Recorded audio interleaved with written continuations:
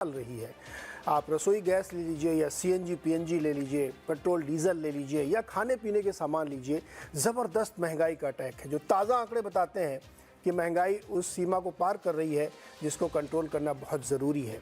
और इसमें कभी कहीं गुंजाइश दिख नहीं रही है कि शायद कंट्रोल में आएगी, क्योंकि खरीफ की फसल उस पर भी बारिश की थोड़ी मार पड़ी है, तो उससे भी और आगे दिक्कतें बढ़ सकती हैं। दुनिया भर में ये एक अजीब सा माहौल बना हुआ है। बहुत पीछे नहीं जाता हूँ मैं कि युद्ध शुरू हुआ और कहाँ से बात आगे निकली, लेकिन मौजूदा स्थिति में महंगाई ने हमारी स्थिति बहुत ख़राब कर दी है। इसके साथ ही इसमें दो और फैक्टर्स हैं जिससे भारत बहुत परेशान है। एक, कच्चे तेल के दाम नीचे नहीं आ रहे हैं, और दूसरा, हमारी करेंसी कमज़ोर हो रही है। बहुत सारे लोग तर्क देते हैं कि दुनिया की दूसरी करेंसीज के सामने हमारी करेंसी उतनी वीक नहीं हुई है और कच्चा तेल थोड़ा नीचे आया है, लेकिन हमारे लिए परेशानी का सबब अभी भी बना हुआ है, क्योंकि इससे मुश्किलें हल नहीं हो रही हैं। इसी बीच IMF ये बयान देता है कि भारत पूरी दुनिया के लिए रोशनी की एक किरण है। भारत से सीखना चाहिए, क्योंकि फास्टेस्ट ग्रोइंग इकोनॉमी का दर्जा तमगा हमारे पास अभी भी है। डाउनग्रेड्स हुए हैं, लेकिन उसके बावजूद पूरी दुनिया में सबसे तेज़ी से हम ग्रोथ करेंगे, आगे भी करेंगे, इस साल भी करेंगे। क्या ये काफ़ी है? क्या इस बात से हमें संतोष कर लेना चाहिए, या हमें इसकी चिंता करनी चाहिए कि महंगाई अब शायद बेकाबू हो रही है, ब्याज दरें बढ़ रही हैं, नौकरियां उस तरह से पैदा नहीं हो रही हैं, तो एक बहुत ही गंभीर संकट के द्वार पे हम खड़े हुए हैं। कैसे इससे सरकार निपट रही है और कैसे हम आप सब इससे जूझें, क्योंकि तनख्वाहें उतनी नहीं बढ़ रही हैं जिस रफ्तार से महंगाई बढ़ रही है।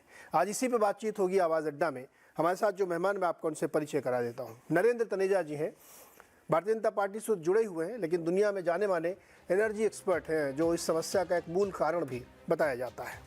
अभय दुबे जी हैं, कांग्रेस के राष्ट्रीय प्रवक्ता, हमारे साथ जुड़े हुए हैं।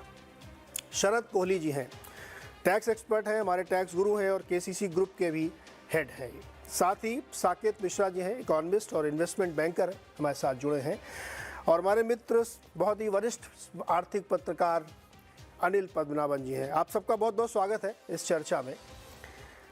तनेजा जी, चूंकि सरकार का पक्ष आप रखेंगे, भले ही IMF ये कह रहा हो कि ब्राइट स्पॉट है, सीखना चाहिए, DBT ने बहुत अच्छा काम किया, गति शक्ति बहुत अच्छी योजनाएं हैं, लेकिन आज की तारीख में आम आदमी बहुत परेशान है।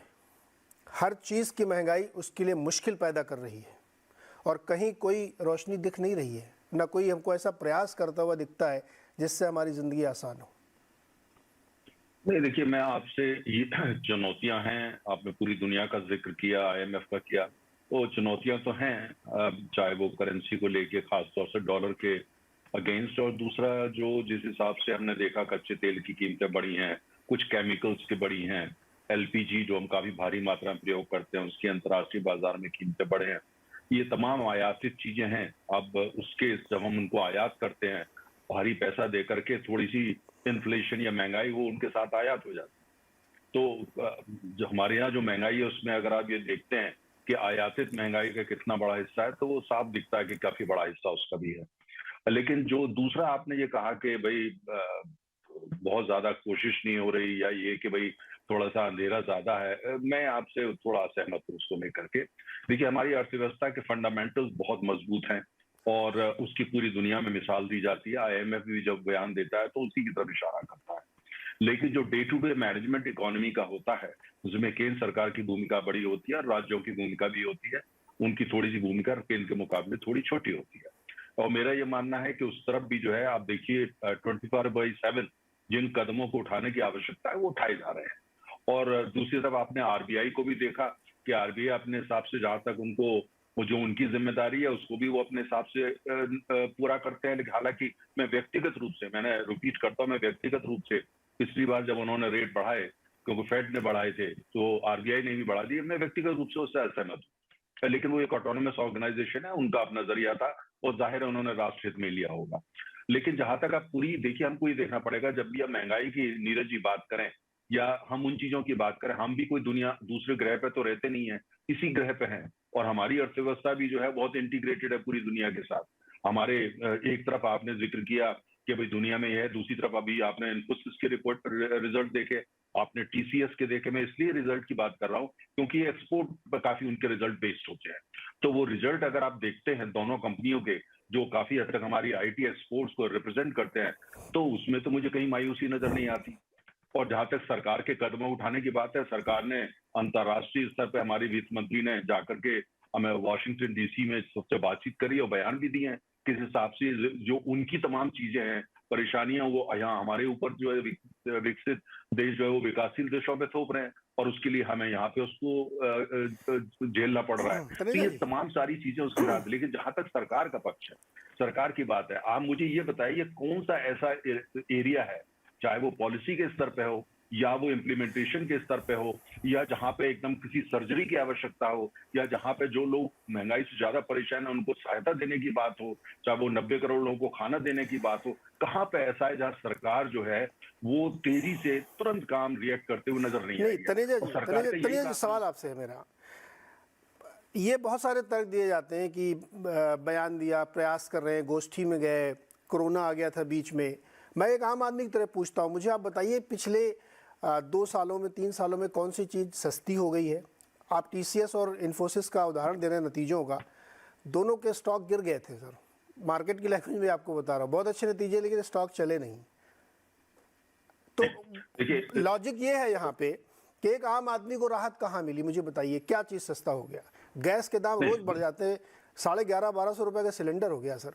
सीएनजी के दाम पेट्रोल डीजल के दाम को मैच करने वाले हैं, तो क्या सस्ता हुआ बताइए?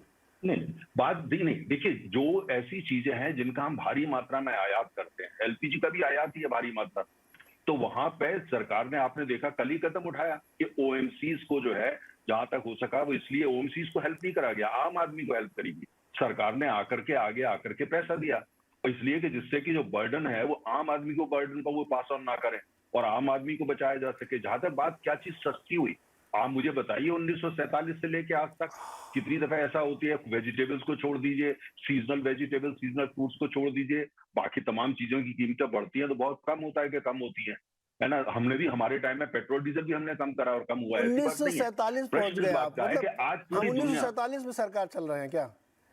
वैसे तो और थोड़ा पीछे जाइए, और 100 साल पीछे जाइए फिर।